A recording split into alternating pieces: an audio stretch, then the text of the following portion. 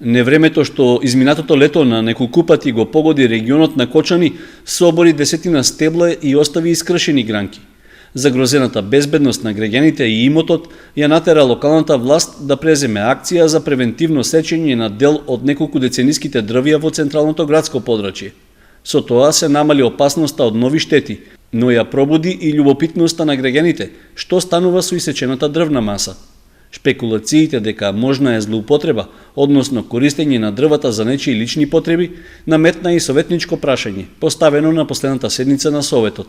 Во изминатово лето имавме невреме, а и акција за сечење на дрвјата и дрворедите во нашиот град, па ме интересира каде се носат исечените дрвја. Барем 20 огромни стебла беа исечени ова лето. Јас како граѓанин, например, не знам каде се носат, што се случува со нив, дали се продаваат и кој ги зима парите. Исечени стебла можат да се забележат и деновиве на неколку локации во градот. Од локалната самоуправа излегува со смирувачки тон, отфрлајќи ги шпекулациите дека е остварена некаква лична материјална корист од исечените стебла.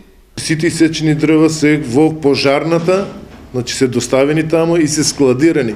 Никој не е ниту е продавано дрво, ниту се е злоупотребено да ги зима некој дрвата, него сите дрва се во пожарната и ќе се користат за загревање на пожарната, бидејќи се загрева на дрва и во колку има повеќе, може и на некој од училиштата да се даде. Од општината рекоа дека сечење на стеблата од дрворедите во Кочани имало и порано, а образложенијата за тоа биле дека е потребно обновување на остарените дрвја. Исечената дрвна маса пак обично завршувала кај некоја од јавните институции, најчесто како огревно дрво.